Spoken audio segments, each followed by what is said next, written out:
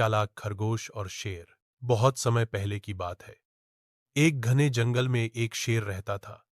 वह बहुत ताकतवर था, लेकिन आलसी भी। शिकार पर जाने के बजाय वह रोज जंगल के छोटे छोटे जानवरों को पकड़कर खा जाता। सारे जानवर डर से कांपने लगे।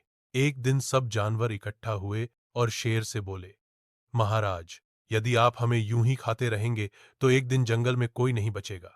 आप चिंता मत कीजिए, हम रोज बारी बारी से एक जानवर आपके पास भेज दिया करेंगे। आपको शिकार करने की जरूरत भी नहीं पड़ेगी। शेर को यह बात पसंद आई। उसने कहा, ठीक है, लेकिन अगर कभी मेरा खाना देर से आया तो मैं सबको खा जाऊंगा। सब जानवर डरकर मान गए। कुछ दिन तक यह सिलसिला चलता रहा। रोज एक जानवर शेर के पास जाता और शेर उसे खाकर संतुष्ट हो जाता। लेकिन धीरे धीरे सब जानवर परेशान हो गए, क्योंकि उनकी संख्या घटती जा रही थी। तब सबने मिलकर खरगोश से मदद मांगी। खरगोश छोटा तो था, पर बहुत चतुर। उसने एक योजना बनाई। अगले दिन खरगोश की बारी आई। वह जानबूझकर देर से शेर के पास पहुंचा।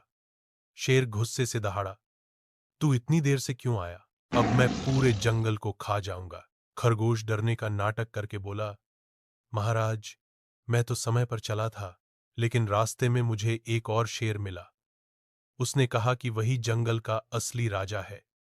उसने मुझे पकड़कर धमकाया और कहा कि अब से वही सब जानवरों को खाएगा। बड़ी मुश्किल से मैं बचकर आपके पास आया हूं। शेर गुस्से से आग बबूला हो गया और बोला, मुझे दिखा वह दूसरा शेर कहाँ है। खरगोश उसे पास के एक गहरे कुएं तक ले गया और इशारा करते हुए बोला, महाराज, वह इसी कुएं में रहता है। शेर ने कुएं में झांका। उसे अपनी ही परछाई दिखाई दी। वह सोचने लगा कि सचमुच कोई दूसरा शेर है। घुस गुस्से में वह कुएं में कूद पड़ा और डूबकर मर गया। सारे जानवर खुश हो गए।